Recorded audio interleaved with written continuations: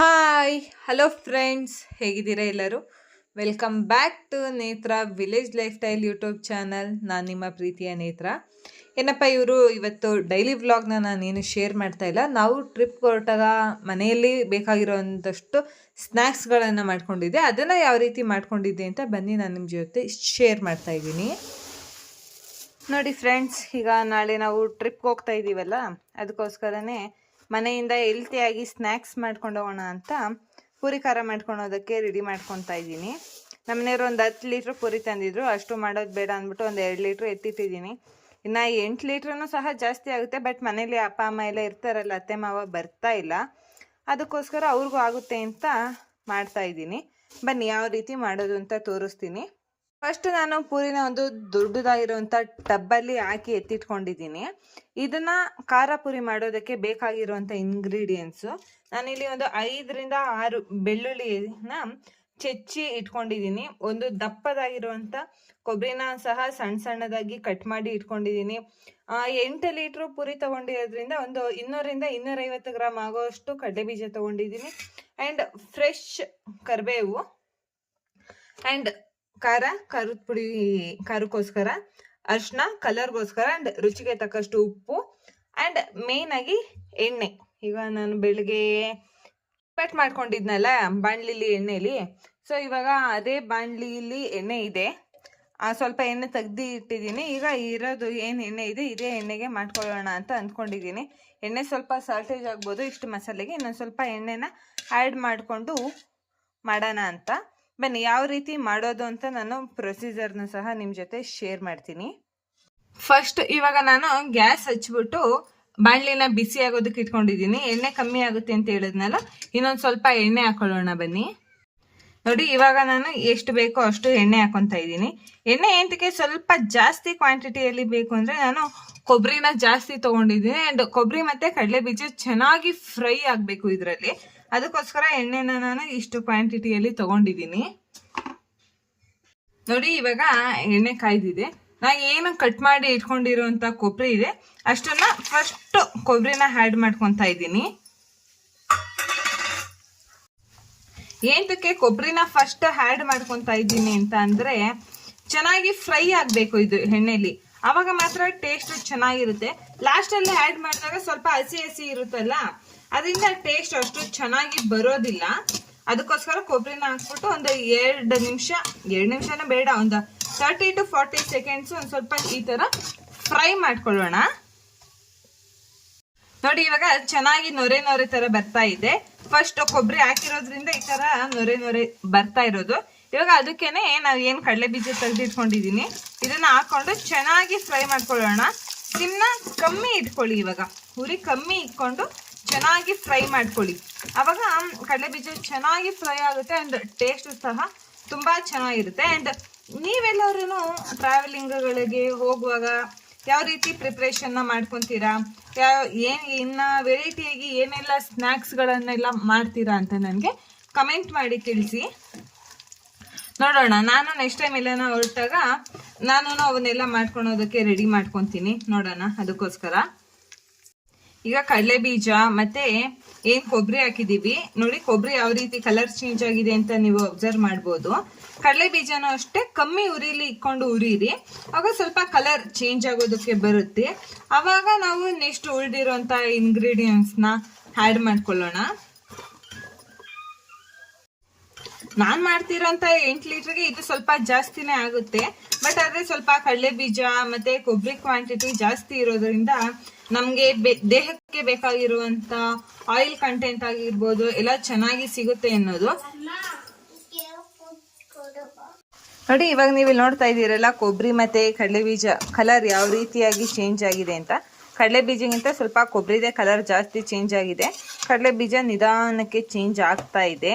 And ಇವಾಗ ಇದಕ್ಕೆ ಬಂದ್ಬಿಟ್ಟು ನಾವು ಏನು ಬೆಳ್ಳುಳ್ಳಿನ ಜಜ್ಜಿಟ್ಕೊಂಡಿದ್ದೋ ಇದನ್ನು ಆ್ಯಡ್ ಮಾಡ್ಕೊತಾ ಇದ್ದೀನಿ. ಸೊ ಬೆಳ್ಳುಳ್ಳಿನೂ ಸಹ ಚೆನ್ನಾಗಿ ಫ್ರೈ ಆಗಲಿ ಎಣ್ಣೆಲಿ ಅನ್ನೋ ಕಾರಣಕ್ಕೆ. ನೋಡಿ, ಬೆಳ್ಳುಳ್ಳಿ ಆಗ್ತಾ ಇದ್ದಾಗೆ ಸೌಂಡು ಸಹ ನೀವು ಕೇಳಿಸ್ಕೊಬೋದು ಯಾವ ರೀತಿಯಾಗಿ ಸೌಂಡ್ ಚೇಂಜ್ ಆಗಿದೆ ಅಂತ. ನೋಡಿ, ಇವಾಗ ಬೆಳ್ಳುಳ್ಳಿನೂ ಅಷ್ಟೇ ಚೆನ್ನಾಗಿ ಫ್ರೈ ಆಗ್ತಾ ಇದೆ.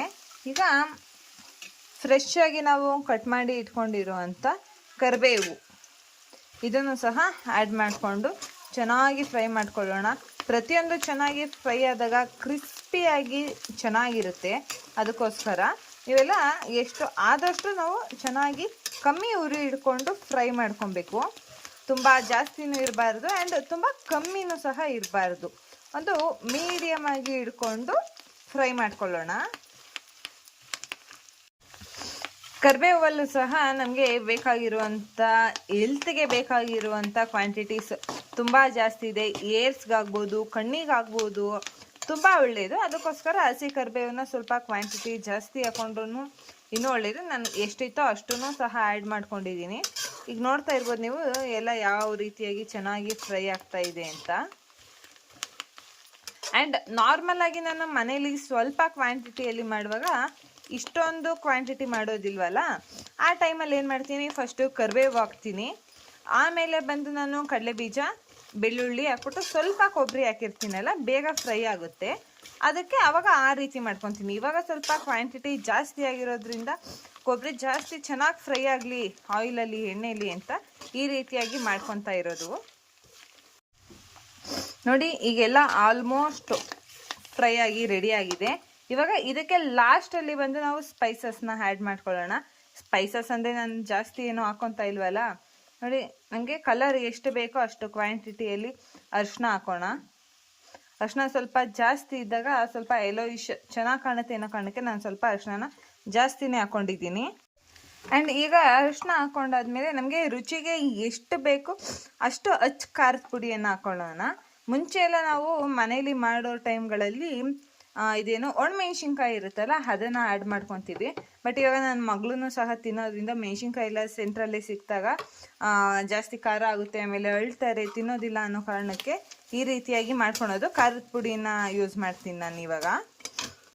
ಈಗ ಖಾರದ ಪುಡಿ ಹಾಕಿದ್ಮೇಲೆ ಲಾಸ್ಟಲ್ಲಿ ಉಪ್ಪು ನೋಡ್ಕೊಂಡು ಹಾಕೊಳ್ಳಿ. ಯಾಕಂದರೆ ಏನು ಪೂರಿಯಲ್ಲೂ ಸಹ ಉಪ್ಪಿನ ಕ್ವಾಂಟಿಟಿ ಇರುತ್ತೆ. ನಾವು ತಂದಿರೋ ಪೂರಿಯಲ್ಲಿ ಉಪ್ಪಿನ ಕ್ವಾಂಟಿಟಿ ಇದೆ. ಕೆಲವೊಂದು ಸಪ್ಪೆ ಪುರಿ ಬರ್ತಾವಲ್ಲ, ಅದಕ್ಕಾದ್ರೆ ನೀವು ನಿಮ್ಮ ರುಚಿಗೆ ತಕ್ಕಷ್ಟು ನೋಡ್ಕೊಂಡು ಹಾಕೊಳ್ಳಿ. ನಾನಿವಾಗ ಇಲ್ಲಿ ಏನು ಫ್ರೈ ಮಾಡ್ತಾ ಇದ್ದೀನಲ್ಲ, ಇಷ್ಟು ಐಟಮ್ಸ್ಗೆ ಮಾತ್ರ ಉಪ್ಪು ಇಳಿದ್ರೆ ಸಾಕು ಅನ್ನೋ ಕಾರಣಕ್ಕೆ ಉಪ್ಪನ್ನು ಎಷ್ಟಕ್ಕೆ ಬೇಕೋ ಅಷ್ಟಕ್ಕೆ ಮಾತ್ರ ಹಾಕೊತಾ ಇರೋದಷ್ಟೇ. ಸ್ವಲ್ಪನೇ ಹಾಕ್ಕೊಂಡಿದ್ದೀನಿ. ನಮ್ಮ ಯಜಮಾನ್ರು ಮೊದಲೇ ಹೇಳ್ಬಿಟ್ಟಿದ್ದಾರೆ ನನಗೆ, ಖಾರನ ಆದಷ್ಟು ಕಮ್ಮಿ ಹಾಕೋ ಇದಕ್ಕೆ, ಯಾಕಂದರೆ ಅಲ್ಲಿ ಇದಕ್ಕಿಂತ ಬಿಸಿಲಿನೂ ಜಾಸ್ತಿನೇ ಇರ್ಬೋದು ಅನ್ನೋ ಕಾರಣಕ್ಕೋಸ್ಕರ. ನೋಡಿ ಇವಾಗ ಕಲರ್ ಯಾವ ರೀತಿಯಾಗಿ ಕಾಣ್ತಾ ಇದೆ ಅಂತ. ಇದಕ್ಕೆ ನಾವು ಪೇಪರ್ ಅವಲಕ್ಕಿ ಇರುತ್ತಲ್ಲ ಅದನ್ನು ಸಹ ಮಿಕ್ಸ್ ಮಾಡ್ಕೊಬೋದು. ನಾನು ಹೇಳಿದ್ದೆ ತರೋದಕ್ಕೆ, ಬಟ್ ನಮ್ಮ ಮನೆಯವ್ರಲ್ಲಿ ಸಿಗಲಿಲ್ಲ ಅಂತ ತಂದಿಲ್ಲ. ನೋಡೋಣ, ಅಮ್ಮ ಬರುವಾಗ ಏನಾರ ಪೇಪರ್ ಅವಲಕ್ಕಿ ಹೇಳಿದ್ದೀನಿ, ಅವ್ರಿಗೆ ಸಿಕ್ಕಿದ್ರೆ ಅವ್ರು ತಂದರೆ ಅವಾಗ ಇನ್ನೊಂದು ಟೈಮ್ ಮಾಡೋಣ ಅಂತ ಅಂದ್ಕೊಂಡಿದ್ದೀನಿ. ಬಟ್ ನೋಡೋಣ ಏನಾಗುತ್ತೆ ಅಂತ. ಇನ್ನೂ ಸ್ವಲ್ಪ ಐಟಮ್ಸ್ ಮಾಡೋವಿದ್ದಾವೆ. ಹೊರಡ್ತಾ ಇರೋದು ನಾಳೆ ಬೆಳಗ್ಗೆನೇ ಆಗಿರೋದ್ರಿಂದ ನೋಡೋಣ ಇನ್ನು ಏನೇನು ಮಾಡ್ತೀನಿ ಅಂತ. ಇನ್ನು ನನ್ನ ಪ್ಯಾಕಿಂಗು ಸಹ ಆಗಿಲ್ಲ, ಬರೀ ಬಟ್ಟೆ ಎಲ್ಲ ತೆಗ್ದು ಇಟ್ಕೊಂಡಿದ್ದೀನಿ ಅಷ್ಟೇ. ಅದು ಬರೀ ಅರ್ಧ ಮಾಡ್ಕೊಂಡಿದ್ದೀನಿ. ಇನ್ನು ಏನೇನು ಕೆಲಸಗಳು ಮಾಡ್ಕೊಳೋದು ಅಂತಲೂ ಸಹ ಗೊತ್ತಾಗ್ತಾ ಇಲ್ಲ. ಟೆನ್ಷನ್ ಆಗ್ಬಿಟ್ಟಿದೆ. ಈಗ ಜಸ್ಟ್ ಗ್ಯಾಸ್ನ ಆಫ್ ಮಾಡಿದ್ದೀನಿ, ಇನ್ನು ಕುದೀತಾ ಇದೆ ಎಣ್ಣೆ. ಈಗ ಇದನ್ನು ನಾವು ಬಂದು ಡೈರೆಕ್ಟಾಗಿ ಪೂರಿಗೆ ಆ್ಯಡ್ ಮಾಡ್ಕೊಳ್ಳೋಣ. ಆ್ಯಂಡ್ ಇನ್ನೊಂದು ಏನು ಗೊತ್ತಾ ಫ್ರೆಂಡ್ಸ್, ನಾನು ಮಾಡ್ತಾ ಇರೋದು ಇದನ್ನು ಸಂಜೆನೇ ಆಗ್ಬೋದು. ಇವಾಗ ಅಲ್ಲೇ 6 ಗಂಟೆ ಮೇಲೆ ಆಗಿದೆ, ಪೂಜೆ ಮಾಡಿ ಬಂದಿದ್ದೀನಿ. ಬಟ್ ಆದರೆ ಎಷ್ಟು ಸೆಕೆ ಇದೆ ಅಂತೀರಾ. ನಮ್ಮ ಅಡುಗೆ ಮನೇಲಿ ಮೊದಲೇ ಗಾಳಿನೂ ಸಹ ಆಡೋದಿಲ್ಲ. ಇವಾಗ ಹಾಕ್ಕೊಂಡು ಚೆನ್ನಾಗಿ ಪೂರಿಗೆ ಮಿಕ್ಸ್ ಮಾಡ್ಕೊಳ್ಳೋಣ. ಎಲ್ಲದನ್ನು ಒಂದಕ್ಕೊಂದು ಚೆನ್ನಾಗಿ ಮಿಕ್ಸ್ ಆದರೆ ಸೂಪರಾಗಿರುತ್ತೆ. ಸ್ಮೆಲ್ಲಂತೂ ಎಷ್ಟು ಚೆನ್ನಾಗಿ ಬರ್ತಾ ಇದೆ ಅಂತೀರಾ. ನಂಗೆ ಈಗಲೇ ತಿಂದ್ಬಿಡೋಣ ಅಂತ ಅನ್ನಿಸ್ತಾ ಇದೆ, ಅಷ್ಟು ಚೆನ್ನಾಗಿದೆ. ಲಿಟ್ರಲಿ ಎಷ್ಟು ಚೆನ್ನಾಗಿದೆ ಅಂತ ಅಂದರೆ ನೀವು ಡೆಫಿನೆಟಾಗಿ ಒಂದ್ಸತಿ ಟ್ರೈ ಮಾಡಿ. ಆ್ಯಂಡ್ ನೀವು ಹೇಳ್ಬೋದು, ಏನು ಮೇಡಮ್ ನೀವು ಏನು ಯಾರು ಮಾಡ್ದಲ್ಲೇ ಇರೋವಂಥ ಖಾರ ಪುರಿನ ಅಂತ. ಏನಿಲ್ಲ, ಎಲ್ಲರೂ ಮಾಡೇ ಮಾಡ್ತಾರೆ. ನಾನು ಏನು ತುಂಬ ಸ್ಪೆಷಲಾಗಿ ಏನು ಮಾಡಿಲ್ಲ. ಎಲ್ಲರೂ ಯಾವ ರೀತಿಯಾಗಿ ಮಾಡ್ತಾರೋ ಅದೇ ರೀತಿಯಾಗಿ ಮಾಡೋದು. ಬಟ್ ಆದರೆ ಇಷ್ಟು ಕ್ವಾಂಟಿಟಿಯಲ್ಲಿ ಮಾಡಿದಾಗ ಇದು ಕಲರ್ಫುಲ್ಲಾಗಿ ನನಗೆ ಕಾಣಿಸ್ತಾ ಇರೋದ್ರಿಂದ ಹಾಗನ್ನಿಸ್ತಾ ಇದೆ ಅಷ್ಟೇ. ಒಂದೆರಡು ಈರುಳ್ಳಿ, ಕ್ಯಾರೆಟು, ಟೊಮೊಟೊ ಹಸಿ ಕೊತ್ತಂಬರಿ ಇದೆಲ್ಲದನ್ನು ಹಾಕ್ಬಿಟ್ಟು ಚೆನ್ನಾಗಿ ಸಣ್ಣ ಸಣ್ಣದಾಗಿ ಕಟ್ ಮಾಡಿಕೊಂಡು ಕ್ಯಾರೆಟ್ ತುರ್ಕೊಂಡು ಇದ್ರೊಳಗೆ ಹಾಕಿ ಮಿಕ್ಸ್ ಮಾಡಿಕೊಂಡು ಸ್ವಲ್ಪ ನಿಂಬೆಹಣ್ಣಿನ ರಸ ಸ್ವಲ್ಪ ಮಿಕ್ಸ್ಚರ್ ಮಿಕ್ಸ್ ಮಾಡ್ಕೊಂಡು ತಿಂದರೆ ಸ್ವರ್ಗ. ಅಷ್ಟು ಚೆನ್ನಾಗಿರುತ್ತೆ ನಿಜವಾಗ್ಲೂ. ಟ್ರೈ ಮಾಡಿ ನೋಡಿ, ಓಕೆನಾ? ನಾನು ಅಷ್ಟೇ ಯಾವಾಗಲೂ ಈ ರೀತಿ ಮಾಡಿ ಮಿಕ್ಕಿದ್ದಾಗ ಆ ರೀತಿಯಾಗಿ ಮಾಡ್ಕೊತೀನಿ. ನೀವು ಮನೆಯಲ್ಲಿ ಡೆಫಿನೆಟ್ಟಾಗಿ ಟ್ರೈ ಮಾಡ್ತೀರಾ ಅಂದ್ಕೊಂಡಿದ್ದೀನಿ. ಟ್ರೈ ಮಾಡಿ ಎಲ್ಲನೋ ಹೊರಗಡೆ ಹೊರಟಾಗ ಸುಮ್ಮನೆ ಎಲ್ಲದಕ್ಕೂ ಹೊರಗಡೆ ಖರ್ಚು ಮಾಡೋದಕ್ಕಿಂತ ನಾವು ಮನೇಲಿ ಮಾಡ್ಕೊಂಡು ಹೋಗೋದು ಹೆಲ್ತ್ಗೂ ಒಳ್ಳೆಯದು. ಆ್ಯಂಡ್ ಹೋಗಿದ್ದು ಎಲ್ಲ ಕಡೆಯೂ ಹೆಲ್ತಿಯಾಗಿ ಫುಡ್ ಸಿಗುತ್ತೆ ಅನ್ನೋದು ಮಾತ್ರ ಸುಳ್ಳು. ಅದಕ್ಕೋಸ್ಕರ ಆ್ಯಂಡ್ ಇನ್ನೊಂದು ನೆಕ್ಸ್ಟ್ ವೀಡಿಯೋದಲ್ಲಿ ಬಂದರೆ ನಾನು ನಿಪ್ಪಟ್ಟನ್ನ ಯಾವ ರೀತಿಯಾಗಿ ಮನೇಲೇ ಮಾಡ್ಕೊಂಡಿದ್ದೆ ಅನ್ನೋದನ್ನು ನಾನು ಶೇರ್ ಮಾಡ್ತೀನಿ. ಆ್ಯಂಡ್ ನೋಡಿಬಿಟ್ಟು ಮನೇಲಿ ಡೆಫಿನೆಟಾಗಿ ಟ್ರೈ ಮಾಡ್ತೀರಾ ಅಂತಲೂ ಅಂದ್ಕೊಂಡಿದ್ದೀನಿ, ಓಕೆನಾ? Thank you for watching. Love you all.